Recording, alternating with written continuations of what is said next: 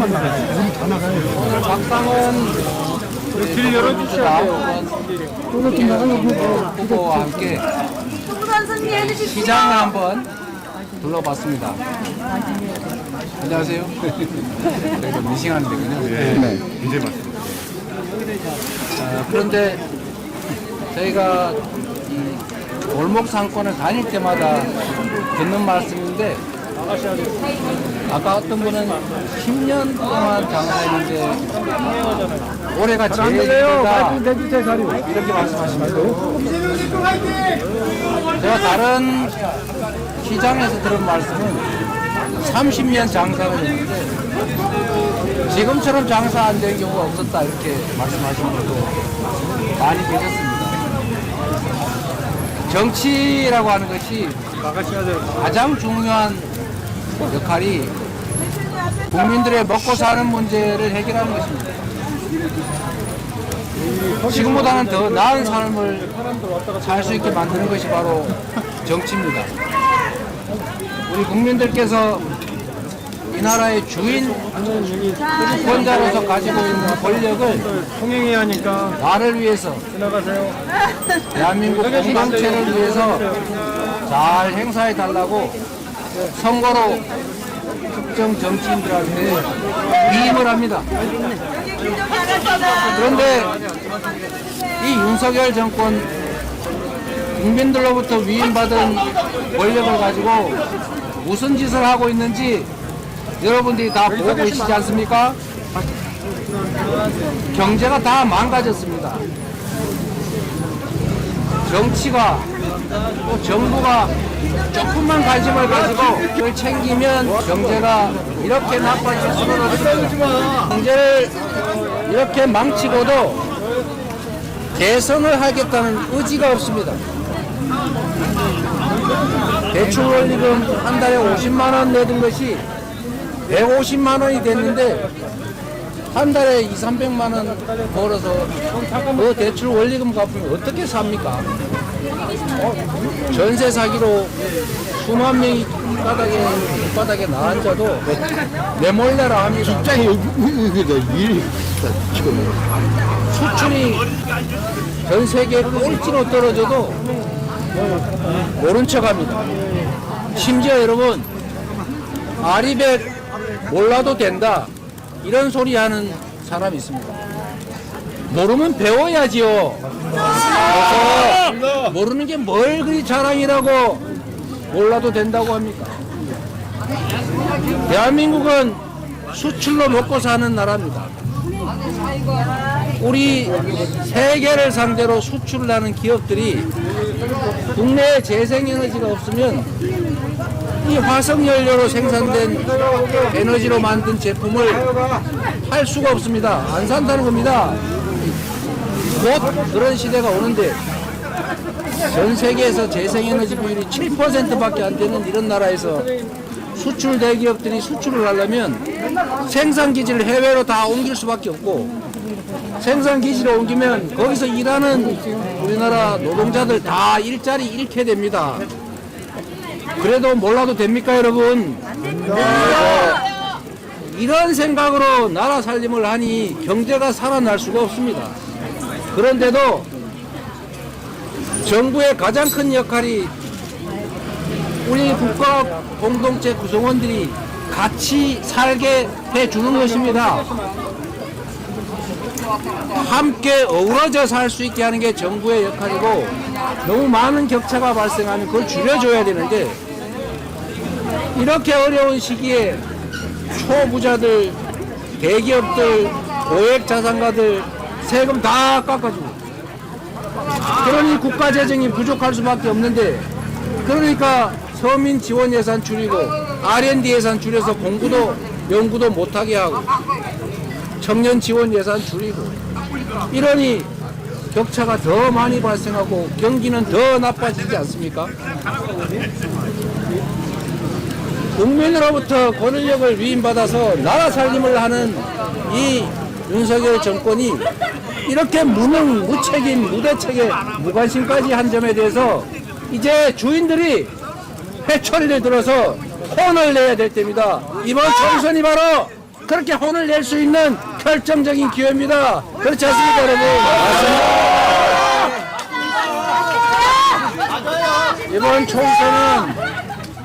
이번 총선은 권력을 위임한 우리 국민들께서 지금까지 주어진 권력으로 제대로 삶을 살았느냐, 대리인 수임인으로서 주어진 역할을 다 했느냐에 대해서 판단하고 상벌을 하는 바로 그때입니다. 잘했으면 다시 권력을 주고, 지금 살만하다, 앞으로 이 상태가 계속돼도 상관이 없다, 이러면 다시 찍으십시오.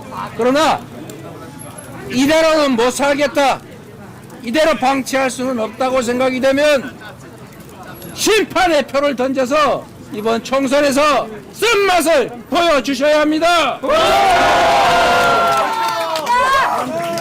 또 국민 여러분, 우리 더불어민주당 많이 기대 부족합니다. 좀 더 노력하겠습니다. 그러나 윤석열 정권에게 국회 입법권까지 넘겨주면 지금도 이 모양인데, 국가, 제도, 법 시스템 다 뜯어 고쳐서 다시는 회복할 수 없는 나락으로 이 나라를 떨어뜨릴 것입니다. 그대로 방치하시겠습니까, 여러분? 아닙니다. 종로에서부터 바꿔주십시오. 곽상원 후보 정말로 유능하고 의기 높고 국민에게 충직한 일꾼이 될 것입니다. 더불어민주당이라고 하는 거대한 정치 세력의 맨 앞에서 승리를 견인해 나갈 선수입니다. 종로구 거주하시는 대한민국의 주권자 여러분, 우리 곽상원 후보에게 일할 수 있는 기회를 주시겠습니까?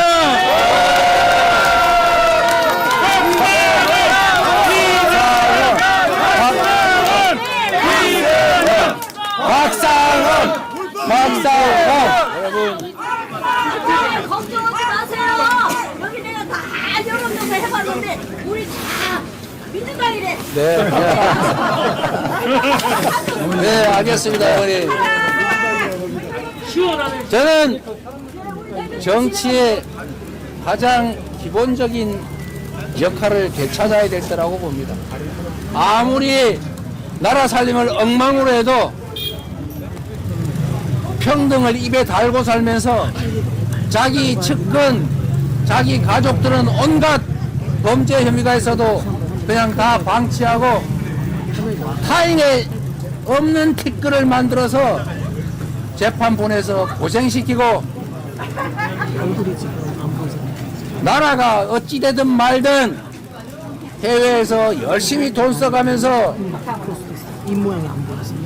나라 망신시키는 일, 이렇게 하면은 신부름꾼의 자격을 박탈하겠다, 더 이상 너희들에게 나라 살림을 맡기지 않겠다는 그런 의지를 보여주셔야 합니다. 국민이 바보가 아니라는 것을 보여줘야 합니다. 적당히 거짓말하고 적당히 묻고 적당히 입 틀어막고 이렇게 하면 아무리 나쁜 짓을 해도 다시 이 나라의 권력을 가질 수 있을 것이라고 믿게 해서는 안 됩니다. 맞습니다. 지금 저들은 그렇게 될 거라고 믿고 있습니다. 일부 그런 징조도 조금씩 보이긴 합니다. 그러나 저는 국민들의 높은 시민의식 그리고 집단 지성을 믿습니다. 정치인 한 명 한 명은 눈 두 개, 귀 두 개, 입 한 개 가진 똑똑한 척하는 한 생명체이지만, 국민은 이렇게 눈, 이렇게 귀, 5천만 개의 입을 가진 집단 지성체입니다. 가려도 있는 것은 볼 것이고 막아도 들릴 것은 들릴 것입니다. 다만 시간이 얼마나 걸리냐 하는 것일 뿐입니다. 입을 틀어막아도 할 말을 할 것이고 진실은 조용히 전파될 것입니다. 그 속에서 우리 국민 여러분께서 이 나라의 주인 대한민국의 주권자임을 결코 노란하지 않는 바보가 아님을 이번에 보여주실 걸로 믿습니다, 여러분.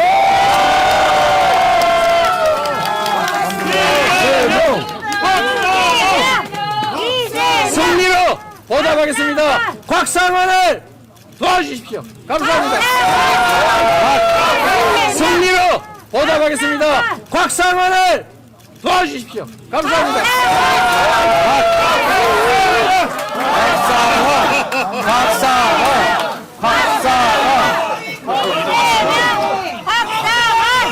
예, 지금 이재명 대표님께서 지금 현 상황에 대해서 소상하게 말씀주셨습니다.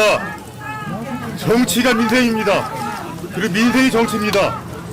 그런데 어느 때부턴가 국가가 국민을 걱정해야 되는데 국민이 국가를 걱정하고 있습니다.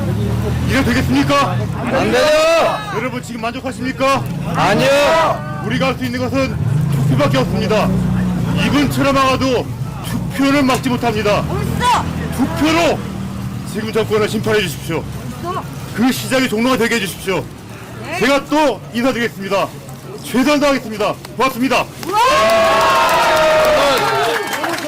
구호 하나 하겠습니다. 구호. 제가 못 살겠다. 그럼 여러분이 심판하자 이렇게 한번 해주십시오. 자, 못 살겠다. 심판하자. 못 살겠다. 심판하자. 못 살겠다. 심판하자. 입틀막 정권. 심판하자. 잘하실 것 같습니다. 감사합니다.